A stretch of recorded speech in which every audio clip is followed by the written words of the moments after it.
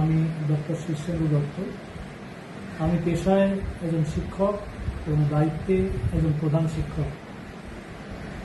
আমাকে যদি প্রশ্ন করা হয় যে আপনি শিক্ষকতার পেশায় কেন এলেন, এই প্রশ্নের উত্তরে বলতে হয় যে আমি সবসময় চেয়েছিলাম যে প্রতিদিনের জীবনে নতুন করে কিছু শিখি এবং সেই শেখাটা আমার সঙ্গে যারা থাকবে, শিক্ষক, শিক্ষার্থী প্রত্যেকের মধ্যে ছড়িয়ে দিই। এই শেখার মাধ্যমেই আছে আনন্দ।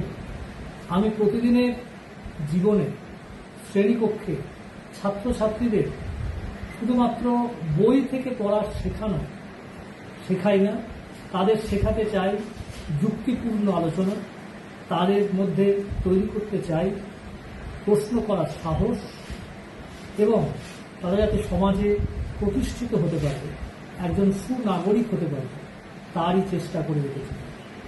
আমি যে বিদ্যালয়ে আছি, আমি যখন দায়িত্ব নিয়েছিলাম তখন চেয়েছিলাম সেই বিদ্যালয়টি সুন্দর হয়ে উঠুক এমনভাবে যেখানে শিক্ষকদের, শিক্ষাকর্মীদের প্রতি থাকবে সম্মান, প্রত্যেকটি ছাত্র।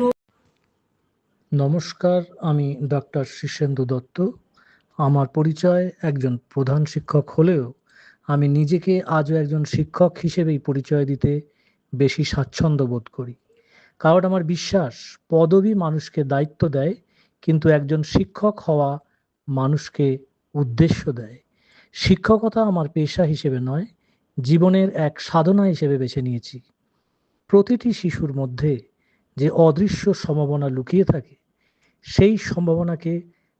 নমস্কার, আমি সৌমিলি কোনার, সোড্ডা উচ্চ বিদ্যালয়ের একাদশ শ্রেণীর বিজ্ঞান বিভাগের একজন ছাত্রী। মাধ্যমিক পরীক্ষায় 96.29% নম্বর পাওয়ার পর উচ্চ মাধ্যমিকে ভর্তির সময় আমার এবং আমার পরিবারের অন্যতম প্রধান ইচ্ছা ছিল ডক্টর শীর্ষেন্দু দত্ত স্যারের সান্নিধ্যে পড়াশোনা করার সুযোগ পাওয়া।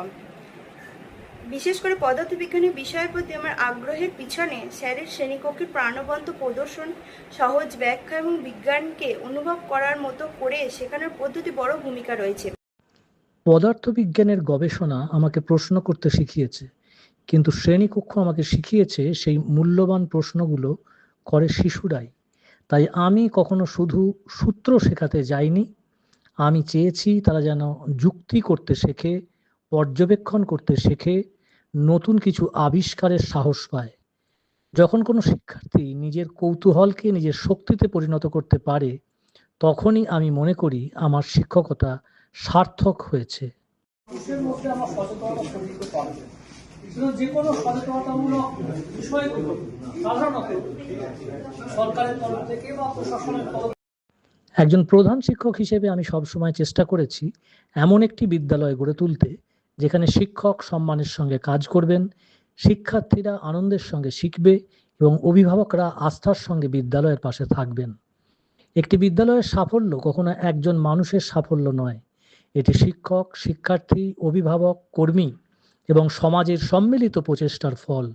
আমি শুধু সেই প্রচেষ্টাকে একসঙ্গে এগিয়ে নিয়ে যাওয়ার চেষ্টা করেছি। প্রতিষ্ঠিত হবে এবং প্রত্যেক অভিভাবক, শিক্ষক, শিক্ষিকা, শিক্ষাকর্মীদের উপর ভরসা করতে পারবেন তাদের ছেলে মেয়েদের এই স্কুলে, এই বিদ্যালয়ে পাঠিয়ে। আমি এখনো সেই প্রচেষ্টায় রত, হয়তো কিছুটা কাজ করতে পেরেছি, আরও অনেক কাজ আমাদের করতে হবে। আমরা বিভিন্ন সামাজিক কর্মকাণ্ডের মধ্যে দিয়ে ছাত্রছাত্রীদের সমাজের একজন সুনাগরিক হিসেবে প্রতিষ্ঠিত করতে চাই এবং চেয়েছি। তারা শিক্ষাক্ষেত্র ছাড়াও বিভিন্ন। নমস্কার, আমি সায়ন রায়, সোড্ডা উচ্চ বিদ্যালয়ের বিজ্ঞান বিভাগের একজন ছাত্র।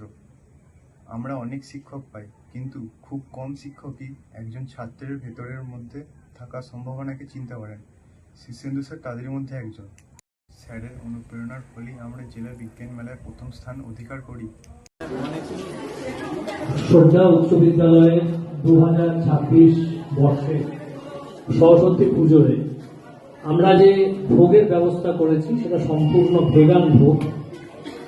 আমরা জানি যে সরস্বতী পুজো মানে শুধুমাত্র প্রতিমা নিয়ে আসা পুষ্পাঞ্জলি দেওয়া, প্রণাম করা, এইগুলো জীবনের পথে কিছু সম্মান, কিছু স্বীকৃতি পাওয়া অবশ্যই আনন্দের, কিন্তু আমি আজও বিশ্বাস করি একজন শিক্ষকের প্রকৃত পরিচয় তার প্রাপ্ত পুরস্কারে নয়, তার পরিচয় বেঁচে থাকে তার ছাত্রছাত্রীদের সাফল্যে, তাদের মূল্যবোধে এবং তাদের মানবিকতায়।